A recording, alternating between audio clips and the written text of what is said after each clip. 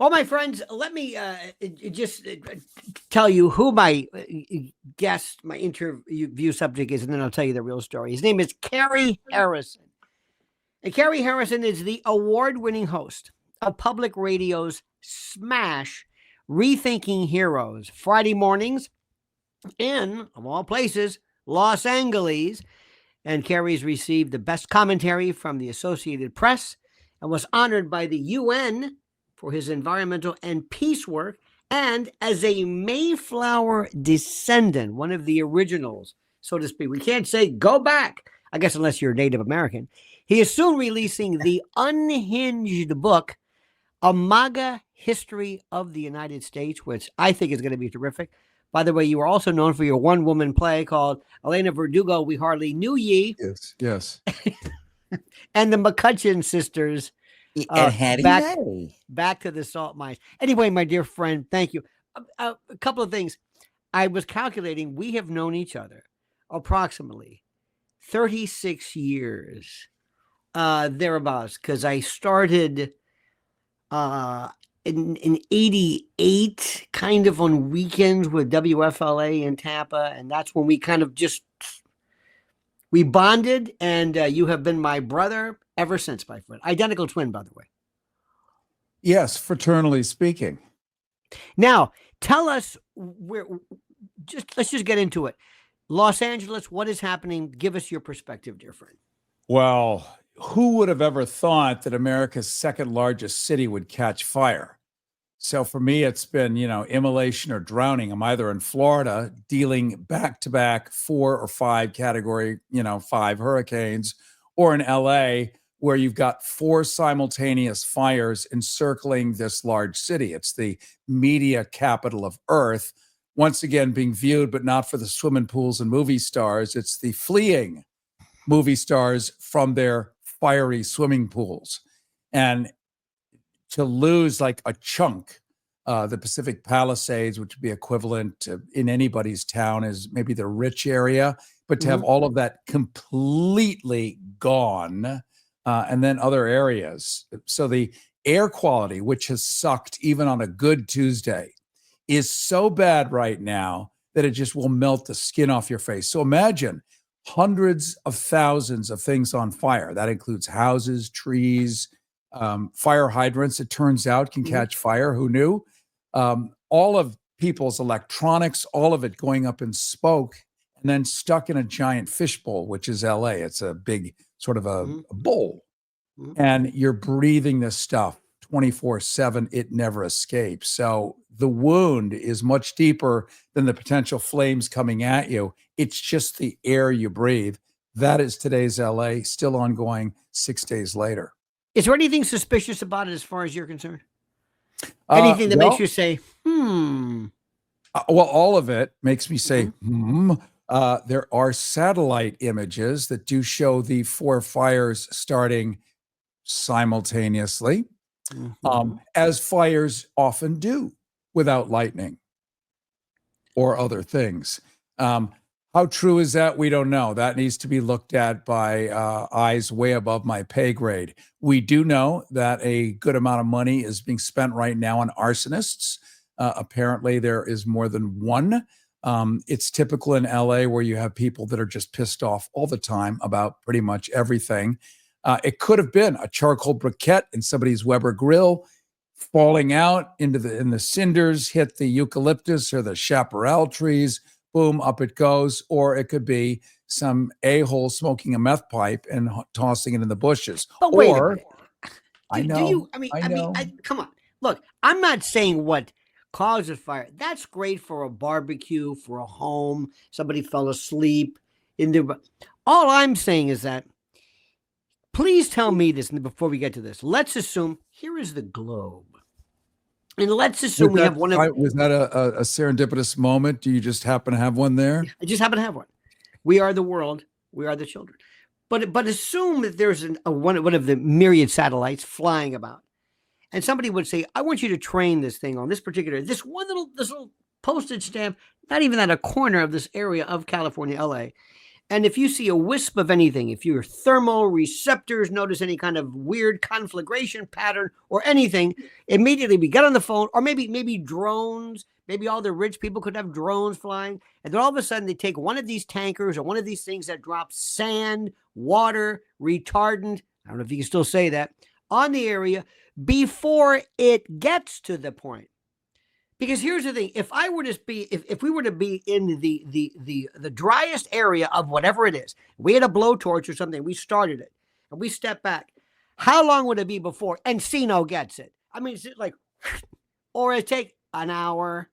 It takes an hour. It's got to kind of start, and it's, and then there's the Santa Ana winds, hurricane-like winds.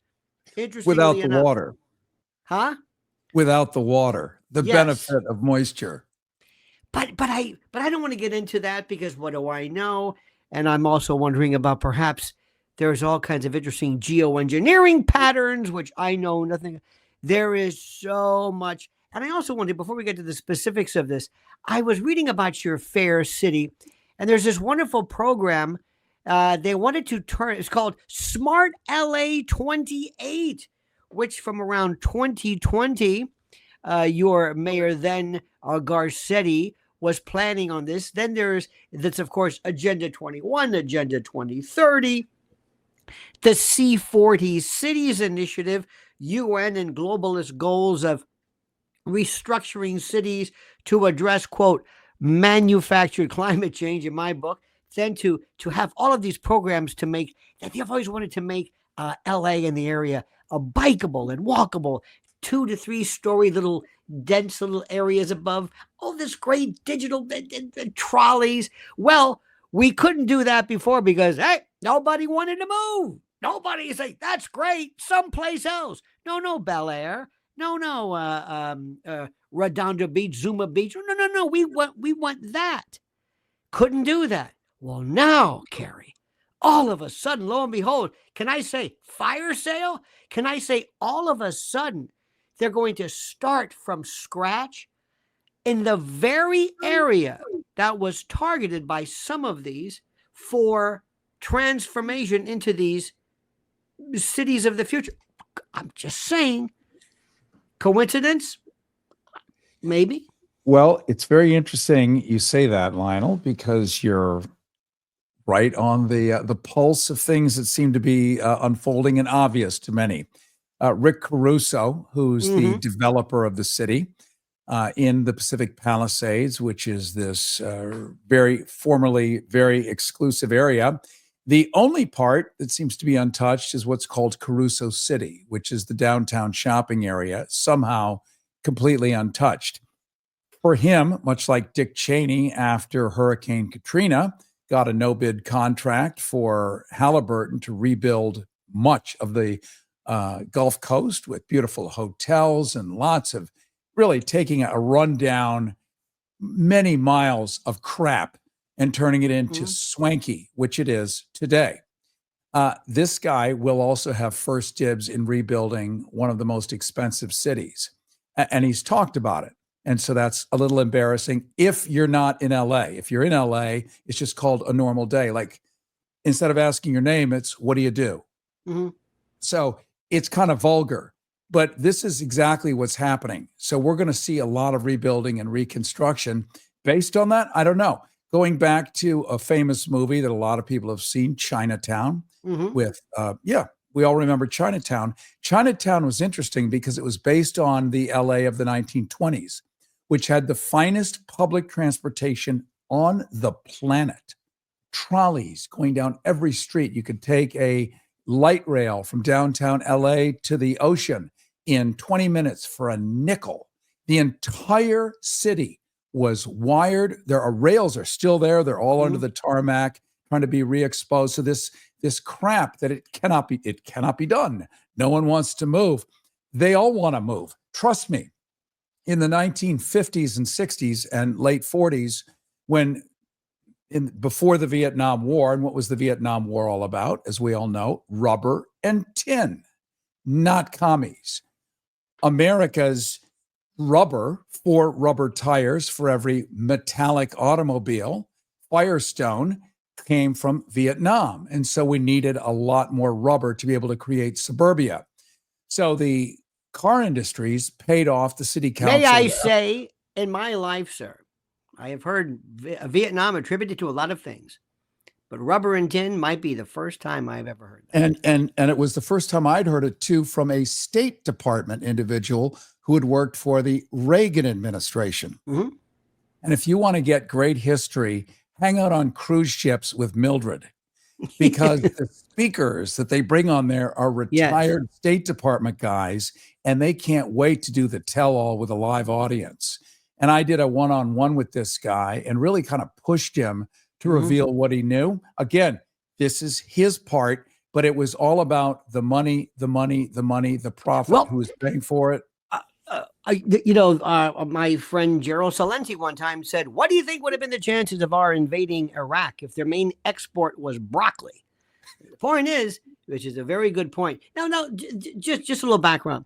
You and I started, well, anyway, but I did in the radio biz when radio was, and we're both alumni of, I think at the time, one of the greatest stations, WFLA, in the days of Randy Michaels, when it was so cutting edge.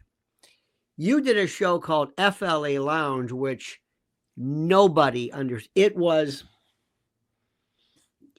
so mondo. It was out there. It was unreal. You later on went to local public access, and again were across between John Waters and Antonioni or something. It was wild. So you and I went back into that.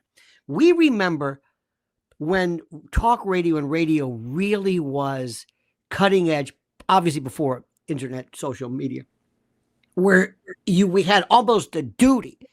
And if something happened, if something hit the fan, if the adjuster hit the fan, we were there. What is it like now in LA in terms of media, radio, the chance for maybe a talk radio, Cary, to come back and to gain its relevance again? What is it right now? The airwaves must be melting, no pun intended, with just fiery rhetoric and discussion regarding the most important issue, certainly not only in this country, but maybe in parts of the world. Tell me. Well, yes. So commercial talk radio is doing that. The one that's absent from that game is non-commercial radio or public radio, which is woefully absent in this discussion, still playing syndicated programming, or as the station that I'm associated with said, well, we're playing Bob Marley and some relaxing, easy favorites.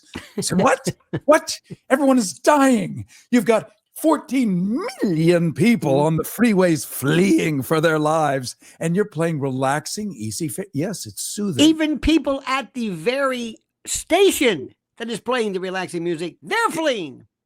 Fleeing. In the back of their mind, they're hearing "One Love," as they jump into their Subaru and take off. I mean, imagine if you're being waterboarded and somebody starts to play Mantovani. Do you feel better? Is your breathing improved? It is such an irrelevant. Wow. That is good. It was Lee Konitz. I was jumping to that one. Now, one thing we must say, in the years that we have been brothers, identical twins, by the way, despite what people think, it was the weirdest thing. But it was a reverse cesarean. You and I have enjoyed a core understanding. And every now and then, you and I might have particular ideological, political bent, music, diet, and food that are like satellite to the core, to our mutual planet. And much of what we discuss, I think, has nothing to do with politics, just kind of common sense, disaster, helping people, living life, war. We are spot on. Is it not safe to say that does this issue lend itself to real politicization? Really? Is this really a left, right, blue, red thing, because I got to be honest, I understand whatever people think about DEI, whatever they think about these Karen types, the lesbian brigades or whatever it is. I don't think that's the reason why. I mean, that may be a separate issue. I want it to be true, but it's not. You're right. Right. This woman, they're all named Christine. And do they drive Subarus? What's with Subarus? Have you heard this? What is with this? Well, I can tell you, it's actually legitimate. Once upon a time, I helped start the gay channel on Sirius XM. Wait a minute. What? What? You're not. Wait a minute. Well, I'm not admitting it anymore, but I did back then. Right. During the Bush administration, it was less hostile. I don't know why. And we had a major sponsor, Subaru. And like, who's driving Subarus in 2002? Nobody except dykes. They liked them because they were kind of ugly. I don't know, whatever they were. They looked now like. You're using that term, by the way, in the classic, just like queer is okay now. You're using it obviously not as a pejorative. Obviously, that is a term of art. I'm using it in reference to a dam in Holland. Yeah, I'm not sure what you're talking about. Right. All that to say, yeah, right. This is you too. Remember. It says we want to sponsor you, and it's like, well, why not Ford? Yeah, why not a Plymouth? Subaru. And by God, they were selling them, and they were selling them to lesbians who liked the look of a Subaru. They were kind of half military, whatever the look was, maybe the price point. I have no idea. But that's how Subaru became friendly to that population and still has the hangover known for being appealing to a lot of people. I would not drive one. I don't know why, but it's never occurred. Subaru. That's what I need. It's one of those things like not Kia, but not even Yugo, but it's one of those ones. But in any event, but I thought to myself, okay, look, DEI, we can say whatever we want. That's a valid argument. I don't think DEI was responsible for this. There is something that is strange. What is the reaction? Take me to what California, and by the way, Angelinos. Karen Bass uses the word Angelino like she just discovered it. Hello, Angelinos. Hello. All she needs is this. But what do Los Angeles residents and Californians think about Gavin Newsom about? Tell us what they think, all this stuff aside. It's a many-layered question. So we'll get to Gavin Newsom in just a second. Los Angeles is unique in that of every city in America, we all know who the mayor of New York is. We know who the mayor of Chicago is. We even know who the mayor of Miami is. Does anyone before 5 days ago, did they know who the mayor of Los Angeles was? No. Do they know anybody on the city council? No. It is one of the most corrupt cities that has ever existed, with a local county budget of $20 billion, which has nothing to do with the other hundreds of millions and other billions sloshing around, with a nameless mayor and a nameless city council. No redress to your government, no town hall, no center, anything. So it really is this kind of invisible creature that gets away with whatever it does, including complete lack of infrastructure to handle a natural disaster, save an earthquake. But then that's reactive and not proactive, except that you require everyone to build with wood, which they did by the tens of millions. And guess what this fire likes to eat? Surprise. Yeah, right. So it's a mess because people don't care enough about their own government and civics to even know who their mayor is. So that's on the people of Los Angeles, who you can live next to your neighbor for 10 years, never know their name. I don't know if that was Steve Martin originally in a movie, but it's just absolutely true. Mm-hmm. And your value is what you do for a living, or what you claim to do for a living, more importantly. What you drive, because you live in a car for 6-7 hours a day on 10 lanes, going 2 miles an hour in a Porsche. which is kind of sexy, to the person next to you who will never meet you, doesn't know your name, but maybe they know the casting director on your way to an audition. So that's the framework of the culture there. Newsom is pretty well liked because he seems to be playing fair for most people. What he has that other politicians don't have is he's got gigantic, his scrotum is bulbous. He's got elephantine. Yes. And so he'll say what he says. He'll say what he thinks. He stands with conviction and says it. That works, whether you're Mayor Daley of Chicago, young or old, whether you're this, that, or the other person. If you say something with a clear eye and conviction, most people go along because they don't know differently. And while Newsom, the governor of California, doesn't have a tenth of the power of, say, Ron DeSantis of Florida, whose governorship is much like being the governor of the Bahamas, which is, I say so, and therefore it is, and the legislature rubber stamps it. In California, it has to go through multiple assemblies. It may or may not get passed. But Newsom is good at taking credit. He's good at putting in a little hair gel, looking handsome, and being articulate. And who knew? Those three things, it works in a state of 40 million people and the sixth largest economy of Earth. I heard fifth, but it doesn't matter. It doesn't matter. Fifth, he is a part of this conglomerate of the Browns, the D'Alessandros, who is Pelosi, the Pelosi's themselves, the Newsoms, but also Getty, the Balthazar Getty, and the Gettys who not own him, but got him started in the restaurant business. And then when Gavin's father was the lawyer, I mean, it's not incestuous. It's almost, you know, those, did you ever see those pictures of ants that congeal and they float across? That's what this group is. They're like these congealed ants. Yeah, we used to call it nepotism, but that word has gone out of fashion. Nepo babies, right? Okay, well, this is different, but this is a mafia. This is completely nothing to do with the East Coast. And I would have bet, and maybe still, he was 2028. That's why he wanted to back off from Kamala as far as he could, because he could have, if Donald Trump had run against him and not Harris, it would have been maybe not a different result, but it would have been a fight. Yeah. He's good. People may hate him. People may hate, went to the French Laundry. Nobody cares about that. He can look you in the eye and he knows the drill. He knows what to say. You would never get him at an airport with some Sky reporter saying, "Excuse me, Mr. Newsom, can you tell me in your face?"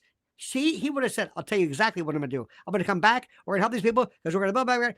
Did you see this bass? By the way, please, you can't write this. This Marxist Fidelista.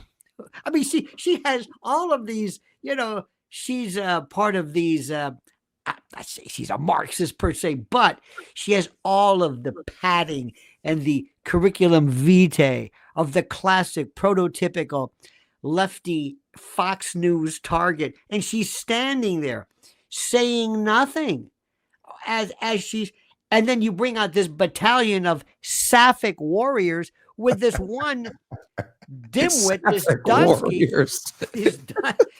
these Dunskies who walk out there with this one woman who says, "I'll tell you what, yeah, if I got to go in there, can I pick up your husband?" Well, the question is, if your husband calls me, shouldn't have been there in the first place.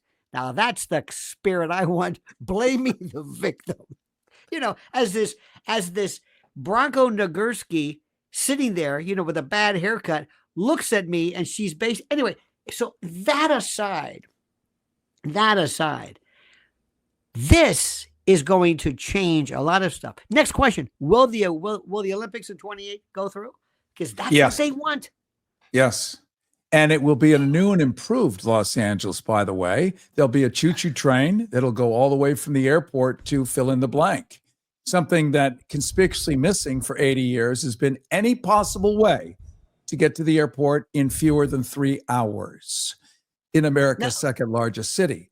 That will be resolved. A lot of this, like you said, not in my backyard. Beverly Hills was notorious for blocking the subway that was supposed to go from Hollywood all the way down to the Pacific Ocean. Hollywood is not a real place, but it is a real place. It's not the place that you think it is on TV, where Tom Cruise allegedly is eating in an outdoor cafe. There is not one.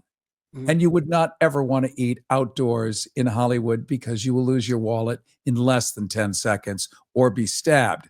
So Hollywood. Right. Yeah. I'm sorry, but by the by, how long did you? Do you mind if I tell you? Are you currently a resident of that fair city? I am. I'm both. Okay. I'm bi. Oh, now you.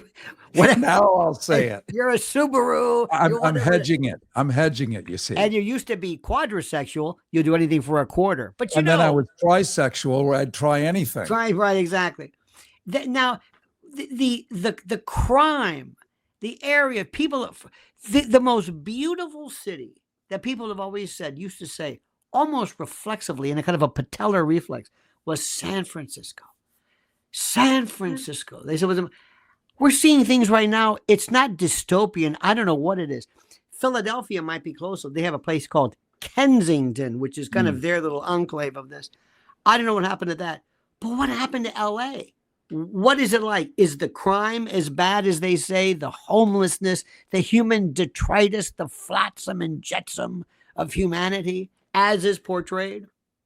Yeah, it is. Now, let me just also say I have a love-hate relationship with LA, as do most people that live there. You love it, but you know it could be 1,000 times better. Why is it not better?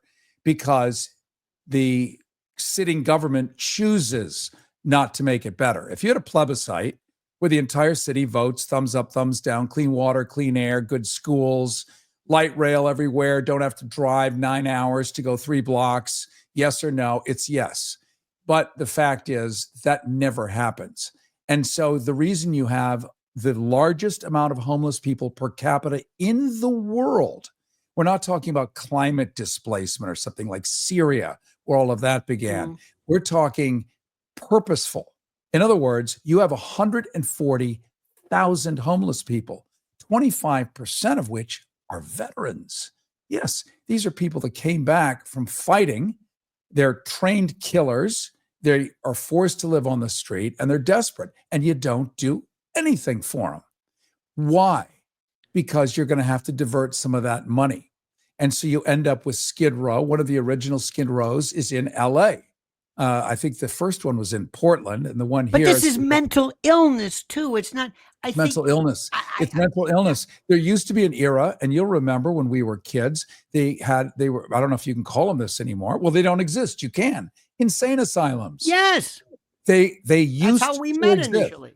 And that's what advanced cultures do, is that when people have chronic and acute mental illness and are not able to care for self or others, they become a ward of the state. You take care of them.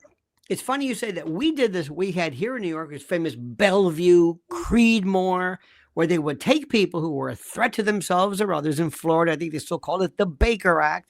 And they would take people in and they would say, we're going to keep you here, not under jail, but for your good and for their good. And it was called the institutionalization of the mentally ill, the warehousing. And I don't know if it was post-Reagan, but a lot of people said, wait a minute, that warehousing you say was actually very, very good. Believe it or not. I mean, not always. Police, there's always abuses. But the idea of that, let's let them go. Let's just say, we'll have talk therapy. Here, come on, Jerry. Have a good day. We'll talk to you. Come back for your, Thorazine or whatever it is. And the best part about it is that one of the mainstays or one of the characteristics of schizophrenia, this paranoia, is that the government is trying to control me. And what is the thing that they're giving me to control me is this drug that makes me sluggish. It gives me what they call the Thorazine shuffle. I'm not going to take it. You're trying to kill me. You want me to take a pill. And you see where this thing goes. And I've seen it in the criminal justice system. It's a horrible problem. So we throw them in. And what do we call them? Homeless. That is a symptom. They're also sometimes shoeless or toothless and sometimes hopeless. And this is sad. And I don't want to reject them. I don't want to toss them aside.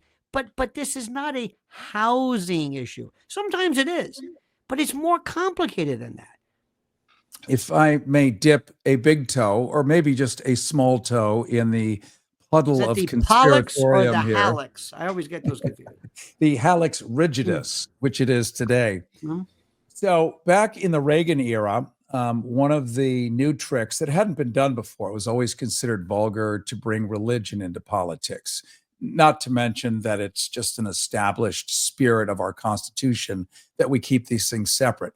But it turns out that one Donald Rumsfeld, a name whom we've known to grow in love over the years, was CEO of GD Searle. And one of the things they were manufacturing was the first. Aspartame.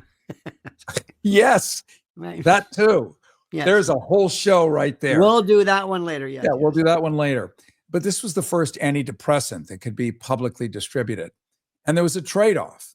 What was it? I- I'm sorry. What was it first? Oh, there was a trade-off with the Reagan administration Right. that they could release this antidepressant on the marketplace, close down all of the mental health asylums, call them what you will, and in return hand anybody with mental illness a handful of antidepressants, Now, wait and a then minute. release. What was the antidepressant? It was the first one that everyone in the 80s was talking about. Is this Thorazine? No, I mean not Not for Prozac or Prozac. Prozac. That's the one. So this is the precursor to Cymbalta, the precursor to all the other ones that are usual and frequent today. Now, I'm sorry, but being an SSRI, the selective serotonin reuptake inhibitors that deal with depression, antidepressant things, this has nothing to do with psychosis. So no, this has it's nothing to do basically with throwing a very wet blanket over the brain, which will put out a tiny fire somewhere in the near the malleus bone, right. near in your inner cochlea. Right. Yeah, and we hope. I mean, more often than not, it tends to dull people down. They can't have erections. They're not interested in much stuff. Perfect outcome. So as long as people are compliant on these medications, they're really not a hassle. And so what if they live on the manhole or under it? It doesn't really matter. And But isn't it funny? now, You seem to be a bit prescient and vatic, and dare I say Pythonic, good sir, because it sounds familiar at another time of our history where we had a thing called biomedical martial law, where somebody came in and said, we're going to handle this particular problem with this problem. And even though the two have nothing to do with each other, you will do what we say, and we'll give you adhesive stickers to put into stores. You will walk in one particular way, and you will wear a particular face garment to symbolize your mindless adherence to this. But I digress. well, you don't. Actually, you're exactly right. It's like General Electric running the mammogram machines and then also in a sister company creating tamoxifen and other things to treat breast cancer. So while you irradiate the breast tissue, 10 years later, 20 years later, you've got something at least to treat the symptoms. So it's a giant ball of money. And with this, the pharmaceutical companies got their first real leg up in American culture. It would be years later we would start seeing pharmaceutical advertising. Yes. Which is and just that's one of the things that Bobby Kennedy Jr., to his credit, is trying to say. You know, it's funny you say that. I would oftentimes remember when we were, because we are identical in terms of our cultural development. All of a sudden on TV, ask your doctor if sminoxidil is perfect for you, and they wouldn't tell you what it is. You would see this interracial couple jogging, sminoxidil. Call you. And what am I supposed? What is it? Hello, doctor. Yeah, sminoxidil. Can I try it? Who is this? It's Cary Harrison. Why are you calling me? I was watching a commercial and it said it's a hormone. It's an estrogen replacement. Oh, remember they had open MRIs. Remember on the Jersey Turnpike they had big ads for open MRIs. Why are you telling me this? Tell the doctors. I don't go there for fun. Why is medical equipment and medical, pharmacopoeia, whatever you call, why is this being commercialized? Why are you telling the customer about these highly complex, chemical compounds, covalent bonds that are so out there? What am I supposed to do with this? But the best part are the disclaimers. Yeah. Oh, yeah. Where you have the beautiful music, you have the voiceover, and live a life you've never imagined before. Now you can breathe again. May cause death, diarrhea. Your foreskin will grow back. It goes on for 20 minutes. It's like, oh my God, if I get even within a mile of this, yes, you will die, but it will extend your life. Let me think about that. Wait a minute. This was the best one. Hold it. The best one ever was, this is when, before the internet, it was called olestra. Olestra. It was a non-absorbable fat. Remember olestra, it was the fat-free potato chips. Right. Loose stools. The FBI concluded that olestra I did a whole show on the FLA Lounge on what is a loose stool. Call in, enlighten us. Significant, not just stools. Stools enough.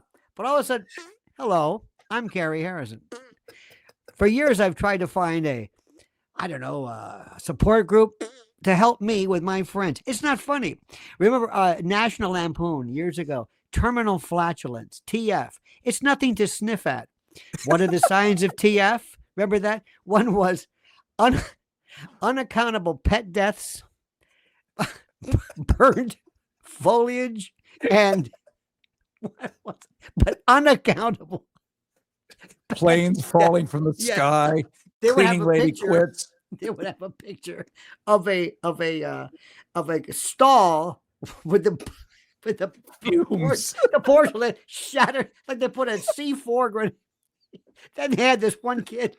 He's the center of a football team. He's bent over, and the quarterback has this look, this quizzical, almost. Anyway, of course, it's a cheap joke, but they actually put out olestra. You really better want to have that Lay's potato chip. And as you're walking around in undergarments, ready for it to hit. But by God. There was Olean, too, which was fake butter made out of olestra so that you could slather your English muffin with that much fake butter on it and not gain a pound, because it coats the intestines with a sort of gelatinous mucus that allows all the regular food to slide through and right out your rectum. So you don't gain a pound. There was a I'm trying to find this. There was some kind of is it Alzheimer's or something. And this is the best part. I like the disjointed. It's one thing to have loose stools. Okay. But loose stools and a fetish for cardigan. What? It was always like this. What? This one was, gambling, compulsive gambling, and I think a hypersexuality or something. It was a side effect. And as you know, and how we got onto this is our nature. I'm sorry, but as you must list first the most prevalent and frequent of the side effects, and they fight for it. Remember all of the antidepressants that had, shall I still say, self-harm or the M word as a side effect to an antidepressant. So they fought for that. But not only that, if ED is one of the unfortunate chronic conditions that people do get with antidepressants. If that doesn't depress you and your partner, nothing will. Think about a man, for better or for worse, is tied to his ability. And if you take that away, what's left? And which makes him depressed, which I mean, you can see this. But anyway, see what this was magic. How we went from yes, it was good. Fires, from Beverly Hills subways to loose stools. I don't know. It's a gift. It is a gift. It's like riffing. Jaco Pastorius played the bass. We play this stuff. In any event, when you talk to and by the way, before I forget, what is Rethinking Heroes? I love this concept. Explain this and tell folks how they can hear this. So very much like you, whatever they say is good, I do the opposite. So I came up with a show where instead of celebrating the usual and customary Anderson Cooper flavored heroes, which I never understood, like CNN's Heroes Night, and they bring on little Timmy who could hit a baseball 60 miles. That's great. I bring on anti-heroes. I bring on disruptors, muckrakers, people who will tell the truth about history, people who know where the bodies are buried. Those are the real heroes to me. They are brave. For example, I've brought on you in the past many times. We've talked about until they threatened you with legal action. The legal implications of things that are going on, where if I bring on Professor blah, blah, blah from New York University, I'm going to get the same thing I'm going to get from UCLA. But you're able to see, to pierce the veil of mainstream thinking and go beneath and see what's really going on. So I love bringing these guys on. I like bringing on people who didn't win the Nobel Prize, but they got nominated, but they got knocked out. Why? Because they were about to say, and we can't have that. And there is so much in our regular history. And you and I used to play with this a little bit back in the 90s. And then it has now become your main staple and your expertise. But who did what and why? Everything from geoengineering to putting radiation in retarded, which we can't say the word anymore. It simply means late because it's a French word, retard. So people who are late, especially children that were late, used to have radiation, plutonium put in their cereal so that we could measure the effects of that in the 1950s. This among 20 million stories, whether it's MK Ultra or whatever. Now, this was you and I are so, by virtue of our genesis, we came along and we were able to say we've been through AM, FM, 8-track, cassette, every form of floppy disk. Remember the CD? CD? The CD. CD, then the CD-ROM. Then there was the floppy. Then there was a hard thing. I remember quadraphonic. Digital AM radio, which I never understood what the notion of that was. We did that. Then the internet, dial-up modems. I remember CNN. I remember watching cable, Channel 17, WTBS. So we have been through, by virtue of this, we've seen every iteration. So we can see this, and I appreciate it. And you and I didn't know what the word was, conspiracy theorists before they had a name. It's like, no, because by the way, you should have a bistro called Cary Harrison's Le Retard. And people would, of course, answer the phone, and you would get people to answer the phone who would sound. Anyway, sorry. But that's me. I'm crazy. That's a great branding idea. Let me write it down. To help people out, and you get an award for this. Anyway, but the word conspiracy, the lawyer in me, merely deals with the association of people who bind together and confederate to do something bad. From conspirare, to breathe together. We are one. It's like taking Chang and Eng and marrying them.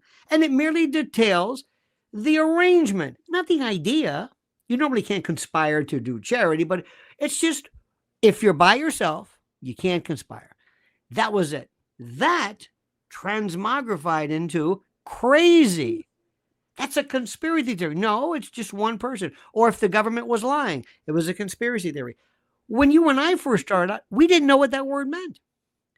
I didn't know what liberal. Remember when Rush Limbaugh came in, and these liberals, and we kept saying, "Who are these people? I got to get these people. We got to stop them." What? Remember we had when we were together at WFLA. Here comes Rush Limbaugh, and he said, "And the liberals." I felt stupid. I didn't know what this was. I didn't understand, and I wanted to get these people too. But so we've been through that. Well, guess what's happening? And you may not agree with me, and if you don't, I understand it. But because of Trump, Cary, we're seeing people who, for the first time, are saying, maybe there's something to that. you know? I mean, we're seeing some folks who are saying, forget him, but, maybe we shouldn't be sending all of our money to foreign countries to kill people who have nothing to do with us. When you and I railed against the Vietnam War, I had a POW bracelet. We were the cool kids. Now, if you say, hey, wait a minute, I think those people in Gaza, you anti-Semitic, anti-Semitic. And in Vietnam, we were un-American. Love it or leave it. Get out. Well, I don't think, Ukraine, Putin-loving, these Russophobic. Do you remember the name calling? I know they Walter Cronkite every now and then, but I'm the same person. I haven't changed, but I'm being yelled at and vilified by all these people. When I said this before about Vietnam, they love me. Now I've got Rachel Maddow who's screaming. One night she was demanding that we go and blow up Syria. I said, who the hell is this? Syria? What are you talking about? Do you find That's yourself the liberal killer liberals? See, it's a new so let me jump into conspiratorium again, because it is fascinating. That's the name of our crew, by the way. Go ahead. So what is the plot of the play, partially with Gaza, with Israel and all the rest of it? It's more than just some kind of weird religious fever where Jewish people suddenly feel off-put by their neighbors in Gaza, and so they're going to get even. It's not that. What you've got in the Gaza Marine, which is the water sector of Gaza, if you look into the water, you go, well, Jesus, there's a giant, it's like the Gulf of Mexico. It's called the Gaza Marine. And in that Gaza Marine is $6 billion of untapped oil and natural gas. And when you go in and you tap that, and remember, the Gazans feel or think or believe that oil and natural gas, which is under their feet, belongs to them. Well, they're crazy, because it belongs to U.S. oil companies, which tend and plan to exploit that. And as we know, that 100% of Israel's income comes from the United States funding it. It is our largest weapons cache in the world. Weapons dump, as we call it in the military. Doesn't mean we dump used weapons there. It means we store the balance of our weaponry to be deployed all over the Middle East is stored for free in Israel. That includes about 150 thermonuclear weapons, tanks, MVs, every kind of imaginary weapon and airplane is stored there so they can have easy, quick deployment. In return, they get to act at their pleasure. What are they doing in the Gaza Marine? Netanyahu is going to extract all that oil, let U.S. companies process that oil, send it to Europe, and then Europeans no longer are at the mercy of Vladimir Putin selling oil from Russia. So it offsets that. It saves Europe. It keeps NATO balanced under the current administration. Under the next administration, I don't think it's going to turn out that way. Who knows what the plan is? There is a plan. Of course, there's a plan. It might still be the same plan. It may be that the president is the office of the presidency and the government itself at large. The government is too big to fail, and the president can only make noise. I don't know. But you go back to something which is important. As Salenti says, we would have never even cared a lick about Iraq had they only exported broccoli. Yeah. There was a time in the year in 2005, whatever, I was absolutely livid, and I would do TV commentaries and I would do everything I could to say there were women in the Democratic Republic of the Congo, the DRC, Democratic Republic of the Congo. Women, I got to be careful, who were during the courses of war, who were so ravaged and savaged by basically this R word used as an implement of war, where they suffered fistulas and just the most barbaric, and doctors would go over there. And I said, wait a minute. You mean to tell me we can't say, all right, it's enough? How many of there are? I don't care. We drop a Black Hawk helicopter and we say, we're not going to do this anymore. Anybody who does this to these women, stop it. I thought this is ridiculous. What is the point? And these women Was this the who, because infibulation? who would become incontinent, Yeah. and they would have to leave their village or whatever because of whatever. And I thought to myself, this is the most stupid. Anyway, crickets. So somebody said, what did they export? The chocolate or something? I don't know what it was. What about the UN? Well, we're going to do the best we can. Let's do an agenda. Agenda 23. There it is. That's the answer. Right. What? We'll write it down. Yes. So I don't fit in. Now, I'm not necessarily advocating war for this, but the thing that drives me nuts is also, have you noticed, how can we look at people and immediately people say there's no such thing as situational morality, moral relativism, right or wrong, that's it.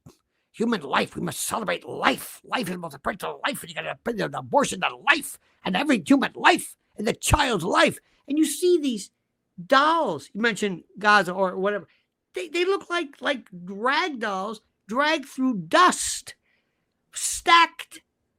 And people are like saying, well, what are you going to do? It's their fault. Their fault. And I don't want to get into a Hamas because, of course, it's a complex situation. But the thing about it is that, don't you love the way we these heartless conspirators who are constantly going and saying, can we do something? And say, would you shut up? But yet, when something else comes along and you say, I think very frankly, having a ban on abortion might be a bit of a problem. You sick bastard, you death merchant. I think, wait a minute. I gave up a long time ago. I don't know what you call me, left, right, whatever it is. I don't care. I got to ask you this question. Please do me a favor. Look, you saying you know a little bit about this gay business, okay? From what I'm reading. And that's where I've learned too. Everybody, when we were around, we had gay, we had straight, and bi. That's it. And maybe it might have been a permutation. But when did the T come in? When do you remember this? I mean, I'm sure there always was some form of something, but not just T, but a radicalized, ambivalent, almost hostile, sitting in there on your front table, saying, I'm with a stud, purple hair. You're gonna call me by my pronoun. When did pronouns come along? I'm serious. I'm not asking stupid. I'm not trying to pretend. I really don't know. Where did this come from? I'll first give you my pronoun, just so that we can be clear with each other. It's it's thee and thou, or y'all. Y'all covers it beautifully. Yeah, right. So I don't know. T came around a long time ago, but it didn't really have any effect. It was just a T to cover. Renee Richards. Yeah, there we go. Christine Jorgensen. Sure. 50s. There it is. There it is. So they were accomplished sports figures, and so it was kind of maybe a glorious addition. Then gay marriage was the fundraiser for the gay rights organizations, and they raised hundreds of millions of dollars around this. Come to 2012, gay marriage is legalized. And so suddenly these giant fundraising organizations, think of the Red Cross or something, if suddenly nobody was killed and nobody ever bled. Right. Now, if they gave peace a chance. How are we going to raise $10? Yeah. I don't know. Bracelets? So it was the same thing with the gay rights organizations. They picked the T, which was this 0.0002% of the total global human population. Real T, and not merely, we're talking, again, I don't want to tell you this, but and then non-binary kind of slipped in there, but it was but we're talking about T does not mean somebody who is somebody who identifies as a man who might dress. No, cross-dressing. It was the surgical. We're talking about, right. It was the real thing. Right. Orchiectomies and the whole bit. Yeah, and bilateral orchiectomies with an occlusion. If you're going to do one, why not do the other? You know what I mean? Have it all. Maybe you have three. Right. Why not? You don't have to physically have three, but you can believe you have three, and therefore you must believe I have 3, or you're You've gonna heard of get whacked. you've heard of phantom pain. This is an offshoot. So yeah, these fundraising organizations decided to pick the T and published real stories of people getting beaten in San Francisco. These were famous dogs being released on some transgender people, and suddenly it became a big fundraising thing. And it raised so much money that they realized this is the new thing. And then it ends up on the news, it ends up everywhere, and then it becomes available to become the enemy for one side. It becomes, therefore, by extension or by inverse, the superhero of the other side, and even more fungible when it comes to raising money. So here we are today in this place of confusion where, because I say I am a turtle, you don't dare disclaim that. Because if you do, I will, whatever I'll do, embarrass you, tweet at you, sue you, make you look like, I don't know. And you have to go with it. Like I have asked in my own community, whatever community that is, because I'm not sure anymore, because I don't dare say what it is. Right. But I have this discussion all the time. Let's actually talk about it. You can't. It's forbidden. I'm like, why is it forbidden? My ancestors wrote the Declaration of Independence. My ancestors framed the Constitution. Like, I want freedom of speech, and I don't care what yours is. I get it. You get it. I'm never going to stop yours. You have to honor mine. Mine is simply a series of questions. Right. You must answer. You must answer. If you're going to defend the line on this, you have to tell me why, and they can't. Because they don't know. How do you know? There's something else that happened. And I think it starts off like this. Most people, I've yet to, honest to God, there's some people here and there. Some people believe that, of course, and I'm not an expert in this, but some people believe that homosexuality, it sounds very, very Margaret Mead-esque, like it's a disease, but that it was some kind of you were shocked. It was some kind of it's a pathology.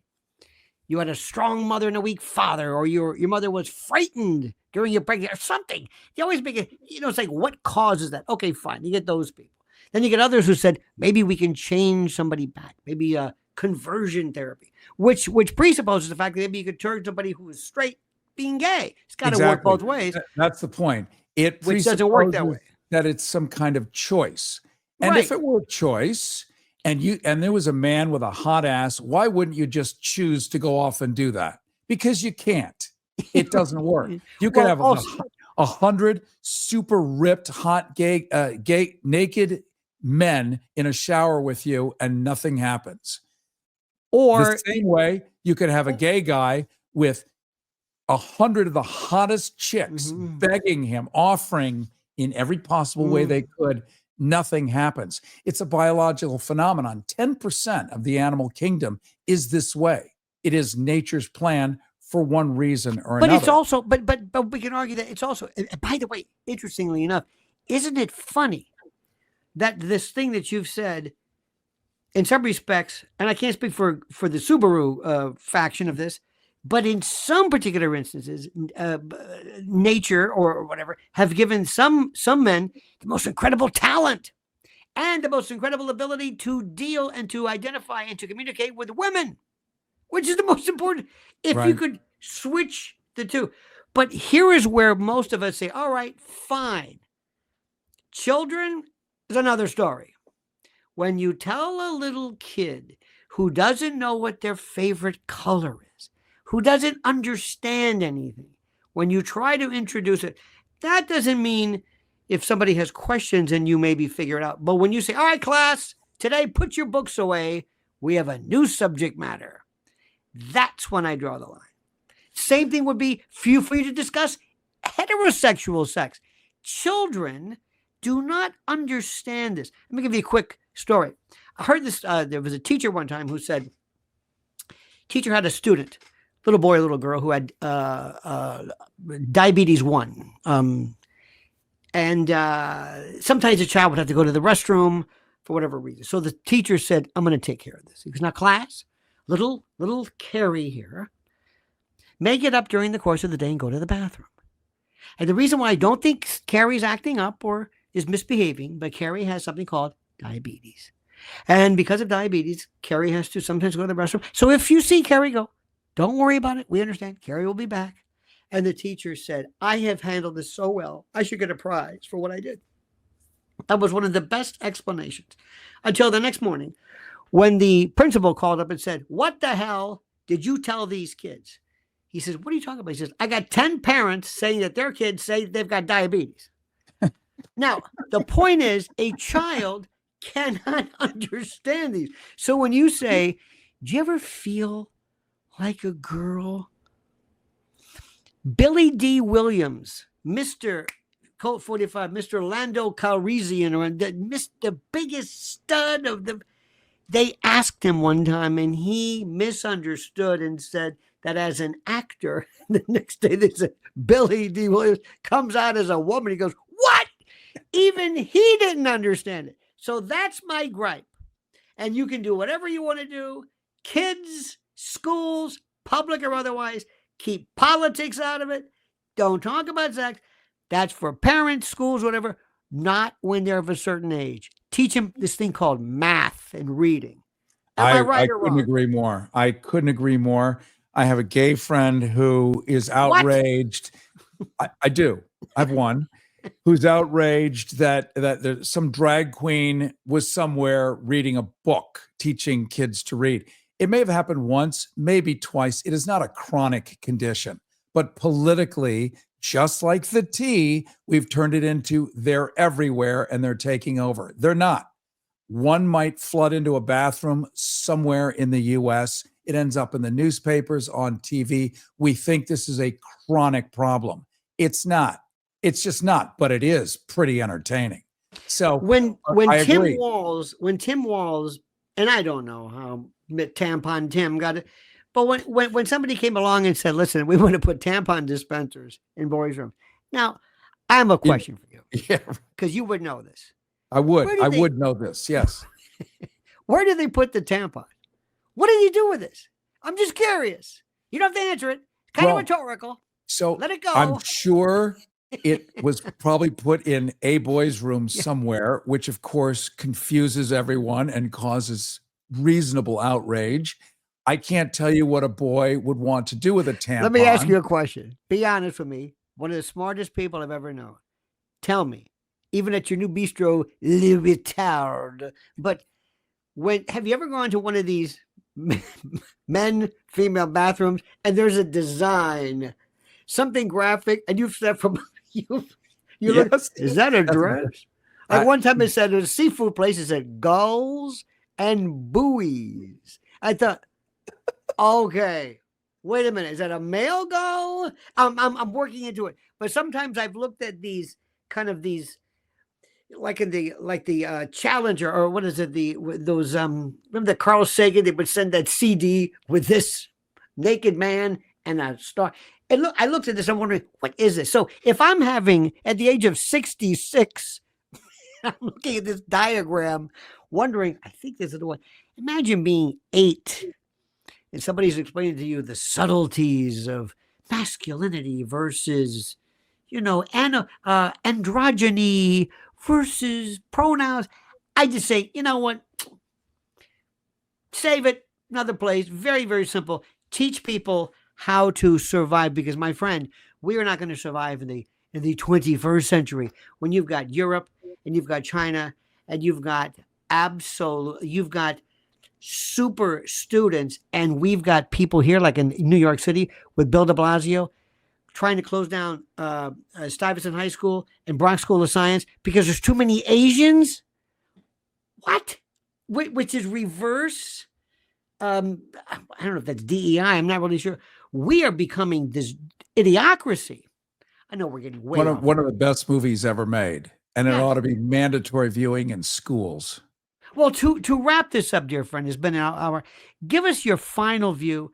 The future of California, LA. Say something good. Why do you love it? What pains you the most about it? Tell me LA at its best. When the part that, because when people slam New York, they haven't been there. Tell us why you love LA. I think Randy Newman would say. Yes. Well, I'm going to do it a little differently. LA, maybe the best way to appreciate LA is through AMC, the TV channel, or Netflix. When you actually get a TV show, now when Lionel, when you and I were growing up, there was must-see TV. It was crap. Can you remember Thursday night? It was awful. Just the worst, most mediocre pabulum you could never want to watch. But now we actually are in the golden age of TV with really brilliant writing. Some shows are absolutely stupendous. They come out of LA. So LA is a place where high achievers do live. It's just surrounded by a lot of Kardashians, which you get 99% Kardashian, 1% really cool people, because those 1% are like you, Lionel. If they put them on a lot, most people, many people, let's say, aren't going to really get it. But they do get the Kardashians. They get that they're jealous of the Kardashians. They get that the Kardashians drive fancy cars. They eat at this grocery store. So people tend to go eat at those stores and restaurants to be like a Kardashian.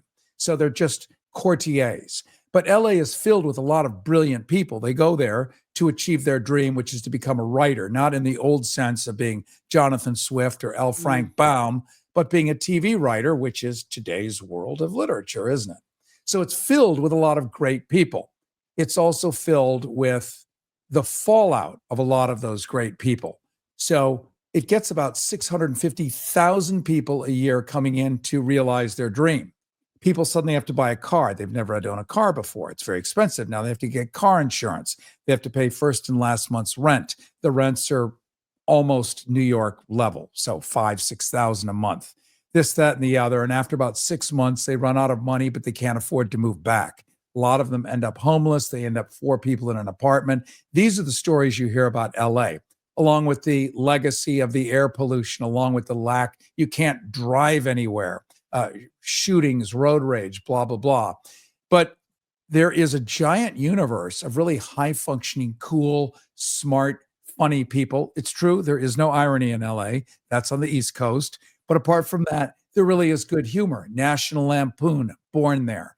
A lot of really great stuff still exists there and will only thrive in a place that has no rules. LA is the most hedonistic place in the world. Your health insurance will allow you a therapeutic massage with a happy ending, paid for by United Healthcare. That's why you want to move there.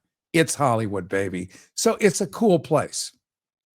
The downside, which I just mentioned, is that it's going to have to rebuild itself, but it will reboot, I think, in the favor of the people who are able to contribute in ways that matter to you and me, as opposed to the non-contributors, which is what it's been geared toward, going down and down, vitiating the quality of everything to meet the lowest common denominator. That's got to stop, because clearly it didn't work.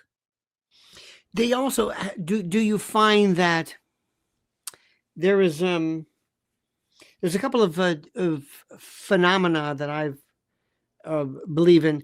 One is auto loot, where whenever there's a complete this breakdown of order, some people will just break into looting. They don't even know why. It's like a patellar, almost a Pavlovian atavistic thing. It's like preferably liquor stores and Chanel high end. They don't know why. It's like, what's happening here? The other one is auto mourn.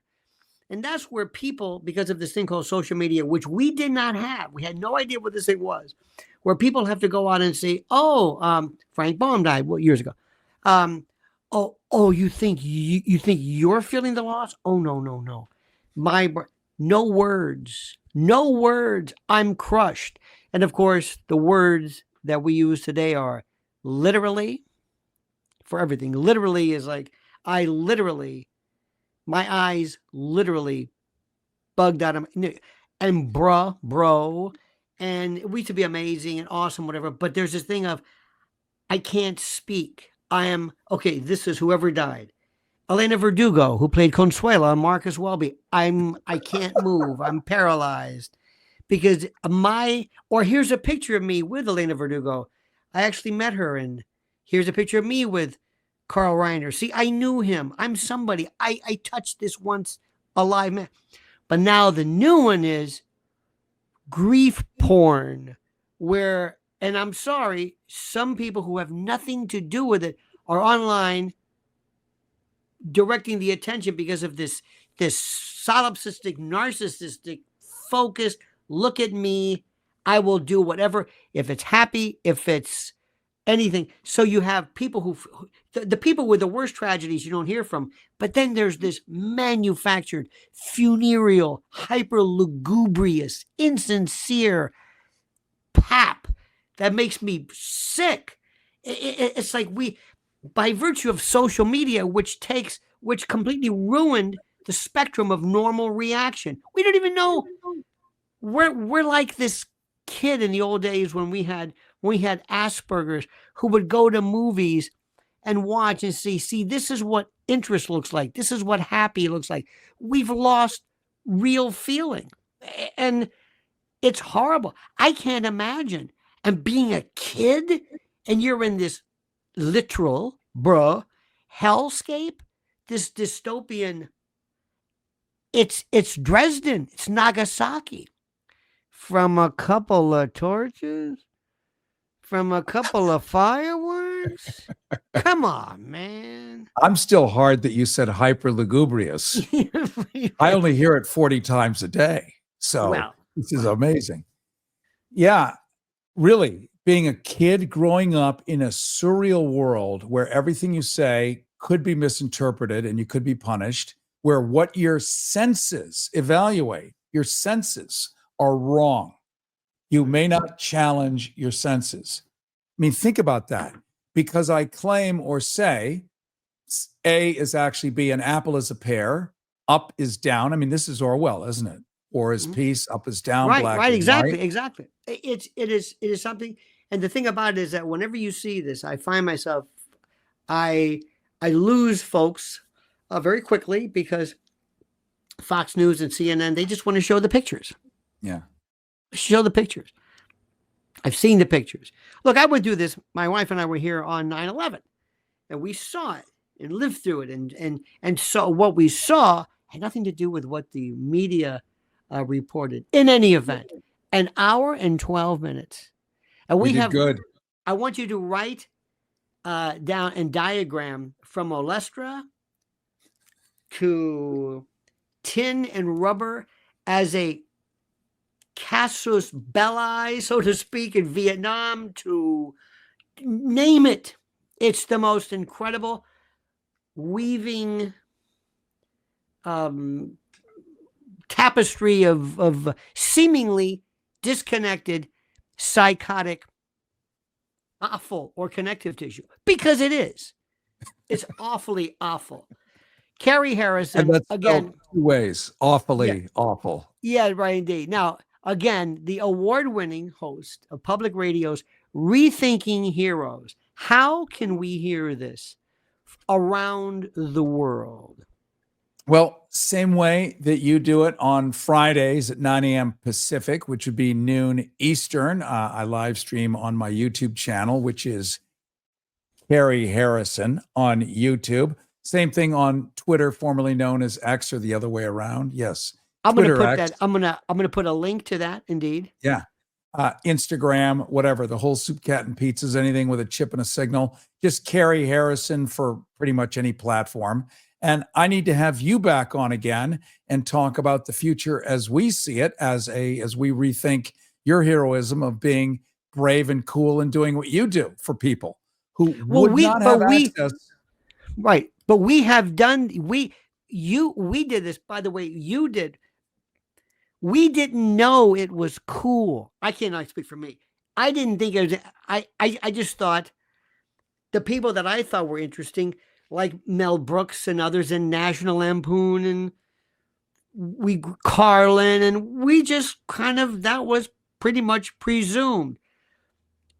The thing that you did on local TV with the FLA Lounge was just one of the most incredible ones, one of the funniest ones, when you had on our good friend Ted Webb, and you had an actual colonoscope, and you had a real gastroenterologist, right? A real doctor. and you ran this actual fiber optic into the crook of his arm, and it looked exactly like the folds and convolutions of the cecum, and Ted at the time, we met at right around that time, the great Leslie Nielsen. Yes. And Leslie Nielsen had this device. Well, I can do this like this, but he had a little device which all of us had. And we met him at a Wade Boggs charity softball game. Golf ball. It was golf. Well, no, I saw it was actually Al Lang. There was anyway, I met him there. Yeah. And he had a little cushion. Well, where I met him there, but he had this little thing called handy gas. And this is what he was famous for. And I walked up to him, Leslie Nielsen, after, Naked Gun and everything. And I said, it's such a pleasure to meet you. And he said, great to meet you. And he gives me one of those. And I didn't know what it was. I didn't think anything of it. When we met afterwards, one of us, you or Ted or whoever, said, the funniest thing happened. He broke wind. I said, wait a minute. He did that to me too. Wait a minute. And we was, all right, Nielsen, what is it? And he showed us. And we all immediately, his name was Jack Martin, was the guy who developed this. I think Ted bought the company. Ted was off. We did it for like 2 or 3 weeks and we got tired of it. Ted Webb, the late Ted Webb, God bless him. He never got tired of it. He never. So while it was flatulence constantly. You had this wonderful show on public access. What was it? What was the carrier at the time? Jones Intercable. Jones Intercable. Now and they had shows like Tapioca Today and Hello, and then you came along with this Stan Freberg meets whatever. And there was Ted with a colonoscopy fiber optic in his arm and flatulent sounds. And people were thinking, what the hell? Deadpan, straight. It was so brilliant. So brilliant. And I'll leave it at that. I won't even talk about fake calls and pranks. The Black Mamba days. We'll just leave it at that. We'll just let it go. For another time. Cary Harrison, I'll have all your bona fides. My brother, thank you so much. Let us please speak again. Be well. Send all of our love and respect and energy to our friends and colleagues in LA. And thank you again, my friend. Thank you, my friend.